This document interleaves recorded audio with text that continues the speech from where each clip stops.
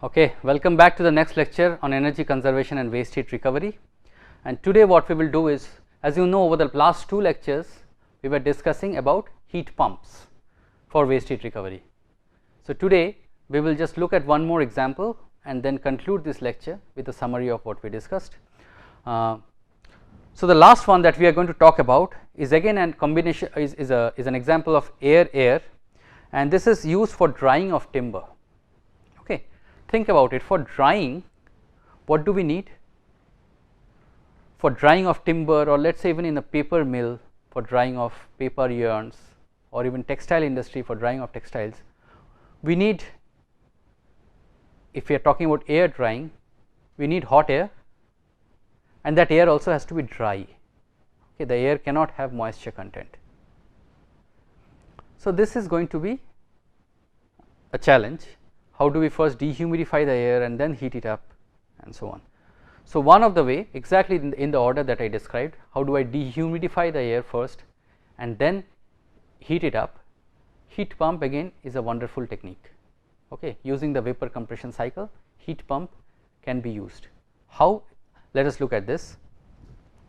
Let us consider a stack of timber like this. Okay, this is pictorially represented in this manner, in a very simple manner like this, and let us say this is my stack of dry timber which needs to be dried. All right. So what I will do over here is, as I said, I am going to use a vapor compression cycle once more. So let me draw that vapor compression cycle again. Here I have a compressor,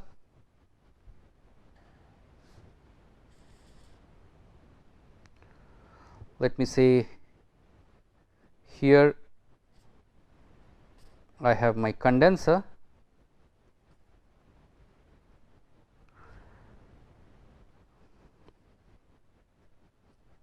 then my expansion valve, and then my evaporator, and then the outlet of the evaporator goes to compressor. So this is my vapor compression cycle, as we know. What do I need? I have air, and I need hot dry air to come and dry this timber. So this is a stack of moist timber. Okay. So I need to dry this. How will I do it is the next question. So what I will do is, I have room air. I will first draw the loop and then we will talk about it. So this air actually passes through the evaporator. Okay. And after the evaporator, it is directed towards the condenser. So remember, this is a sequential, is the same fluid, first it goes through the evaporator, then it goes to the condenser. Probably we will have a fan over here to drive it back here. So let me first draw some boundaries. Okay. So the compressor and probably even the expansion valve can be outside. So what needs to be inside this timber drying unit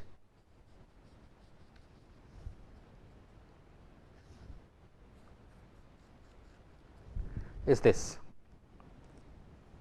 Okay. So what is happening?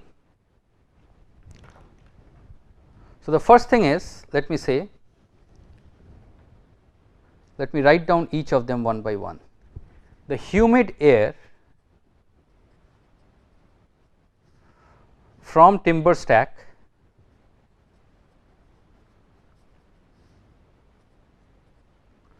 passes across the heat pump evaporator. Now, as it does, what happens? The temperature drops down below the dew point, and therefore, it loses the moisture. Okay. So, I would say that as a result of cooling, so cooling of this moist air,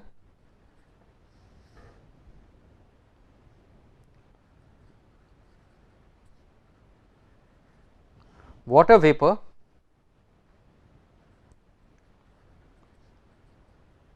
in the air condenses. Okay. Why? Because the temperature falls below the dew point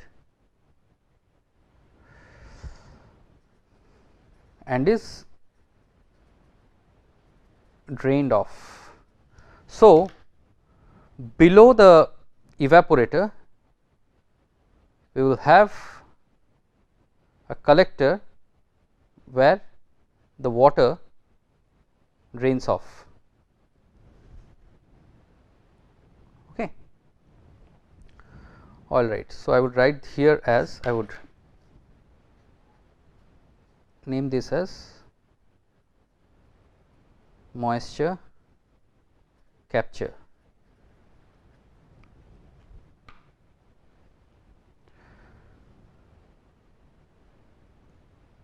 Okay. So, then I would say is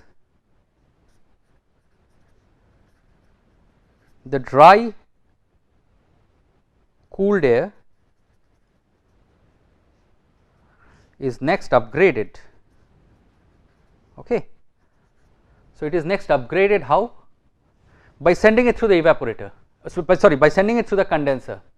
So, as it goes to the condenser, it picks up heat from the refrigerant and its temperature goes up. Okay.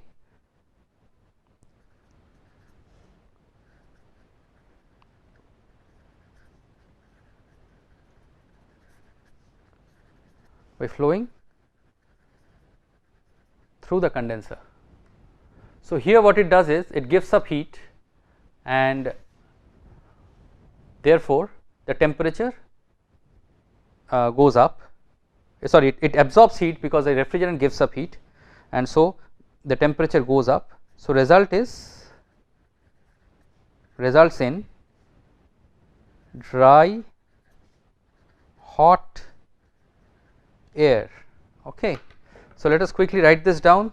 This one is what? It is dry hot air. What is this? This is also dry, but this is dry cold air. This one is moist hot air. So, the dry hot air, as it coming out of the condenser, when it passes through the stack, it dries the moisture, or it dries the timber, and therefore picks up moisture. So, what comes out is a moist hot air. I would say hot, or probably it also loses some heat to the moist timber. So, it will be warm air. Let me correct this and say this is warm air. Okay. It is moist warm air which flows to the evaporator where the temperature cools down to below the dew point. So, the moisture separates out and is captured below, and what comes out of the evaporator is dried and cooled air. So, I have got the dry part, but then I also need to heat it up, where it is which is done by passing it over the condenser, and the output there is dry hot air, which I can use for the drying of my timber. So, the same principle can also be used for a paper yarn manufacturer. They also use for drying their yarn, they also use heat pump. Okay. So, this configuration in different form, but it is the same principle, that if you have a drying application where you want to use a gas or air, you first pass it through the evaporator. When you pass it through the evaporator, you can separate the moisture out, because the temperature, you have to design the evaporator such that the temperature of that gas, in this case air, goes below the dew point under those conditions. Okay. So, therefore, the moisture condenses and is separated out, and what comes out of the evaporator of the heat pump is dry air. But remember, just dry is not enough, we have to heat it up as well. So therefore, the same dry air at a lower temperature coming out of the evaporator is upgraded by passing it over the condenser. So as it passes over the condenser, it picks up heat from the refrigerant, it heats up itself, and what comes out therefore is hot and dry, which is what we need for our drying application. Clear? So that is the overall principle of operation of heat pumps for drying applications. So what I showed here is, again I repeat, that it is for a stack of timbers, but you can think of a same application using the same principle, maybe in a different form, for drying of paper, drying of fabrics, and so on. Clear? All right. So that kind of brings us towards the end of our discussion on heat pumps. Okay. So let us do a quick recap and see what all we studied. Okay. So heat pump summary.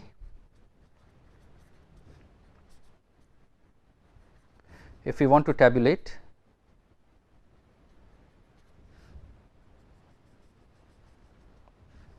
so we started by saying that how does a heat pump work.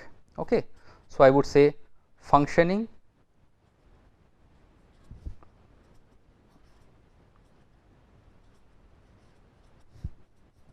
or principle of operation. Clear? And we said that the functioning of the principle of operation is basically a vapor compression refrigeration cycle by which the fluid at a lower temperature, the waste heat at a lower temperature can be upgraded to a higher temperature. Of course, it does not come for free, because in a heat pump using a vapor compression cycle you need compressor which needs electrical power, right. So you have to spend energy, and only then can you upgrade the heat from a lower upgrade thermal energy from a lower temperature to higher temperature. Clear? So we know that, and so we have flow of heat from a lower temperature to a higher temperature only when we have external work done on a system, right, and this is what is done. So that is the principle of operation of a heat pump. Next, what we did was we went straight away into applications. So we saw that heat pumps is ideal when you need simultaneously, so simultaneous requirement of cooling and heating. How can we and what are the different ways that we can do it, or what are the different scenarios under which you need both heating and cooling? We can think of a factory where you need two processes, one requires heating, another requires cooling, or you can have a single process stream wherein at one location you need it to be cooled, and then later you need it to be heated, right, and we saw examples of that. Okay. So then what we did was we looked at few specific examples, those were generic scenarios. One of them was year round air conditioning, right. So this was a reversible heat pump that we talked about. Remember, we talked about a reversible heat pump where using a four-way switch we were able to switch the evaporator and condenser, or switch the evaporator and condenser, or rather use the heat exchanger that we have inside the room as an evaporator in summer so that it leads to cooling, and as a condenser in winter so that it leads to heating. Okay. So we looked at this application, and it was a wonderful example of heat pump.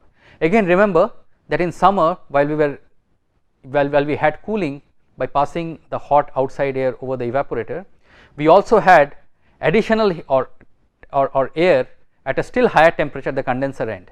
Okay. So that can be used for various purposes. So heated air, that is thermal energy at high quality, has lots of applications. You can use it for washing clothes if it is a domestic application, you can use it for some process if it is an industrial application where you need heating. Clear? Similarly, during winter while we were getting heated air inside the room or inside the small industrial unit, we are also getting chilled air at the evaporator end, and this chilled air can also find applications. Okay. Another example that we talked about was that of injection molding.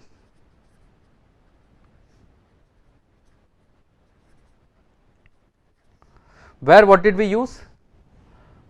Where the output, where we could think of using water, for example, at room temperature, whatever we have, using a heat pump, the same water goes over the evaporator and leads and gives rise to chilled water. The chilled water can be circulated around the injection mold, so that the plastics get solidified and we get the product in the form and shape that we want. Okay. At the condenser end, again the room temperature water can be used as the fluid, at the heat exchange fluid, so that what comes out is heated water. Okay. That heated water can be used for factory space heating. Okay. Or we can also use air as the fluid in the condenser, where you get directly heated air, which we can directly provide to the factory floor. In case of water, heated water, we will pass it through some of these room heaters that use recirculating hot water or hot fluid. Clear? So, injection molding was one industrial example that we looked at. What else? We looked at a swimming pool example.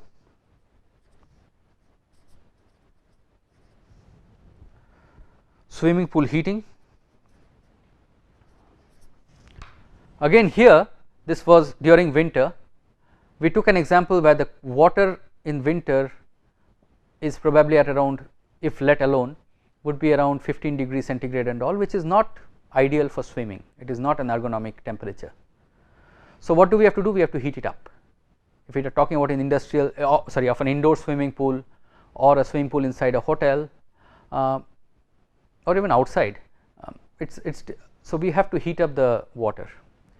So, how do we want to do that? Again, use a heat pump, use a refrigeration cycle, and use this use this water at 15 degrees centigrade that we have as the working fluid in the condenser, not the working fluid, sorry, as the heat exchange fluid in the condenser. The working fluid in the condenser is the refrigerant, right. So, therefore, what comes out will be heated water, which is pumped back to the swimming pool, and this is how this loop is continuous. And so, the swimming pool water is recirculated through the condenser or pumped through the condenser, and this is how we get hot water for swimming.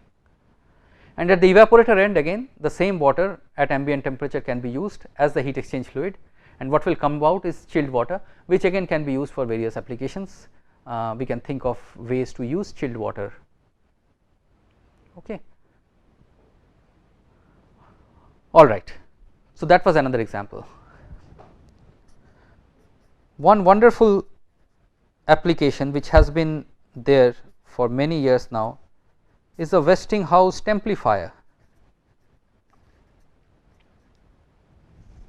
right. In templifier, what we use, it is water again, and we use a two-stage compression.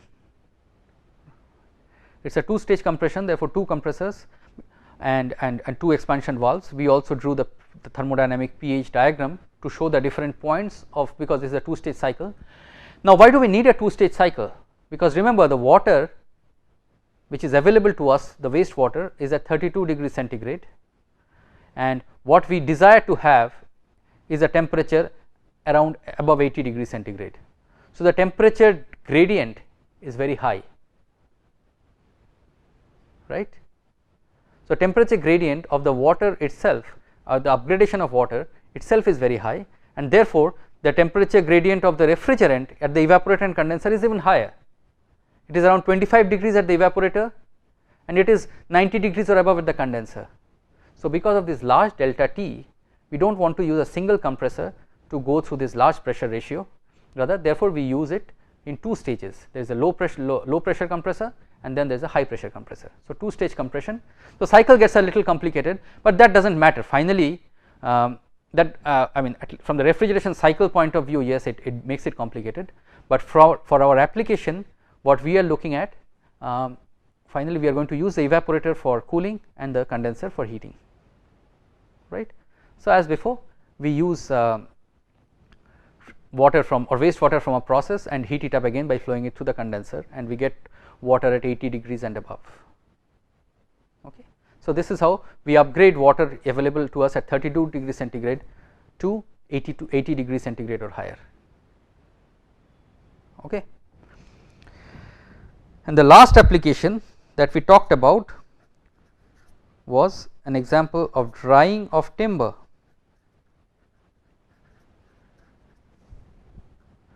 This can be, we saw it as timber, but also applicable for paper, textiles, etc. So, drying of timber, what do we use? We would like to use air drying in this case. So, what are the characteristics of what are the qualities of air that we need?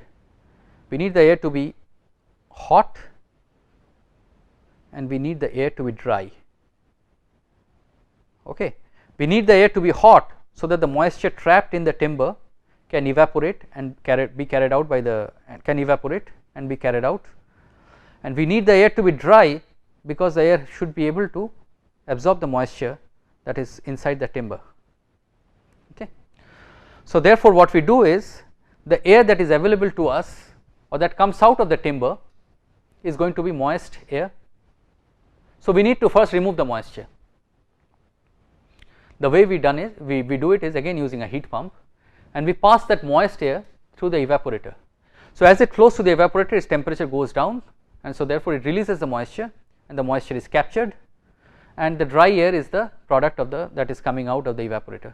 The dry air then goes to the condenser where it picks up heat, becomes heated, and therefore, the product coming out of the condenser is hot and dry air, which is now used for drying of timber. Okay. This is what we discussed in this lecture itself. So, I am not going through a very detailed recap, because this is something that we studied very recently. Okay.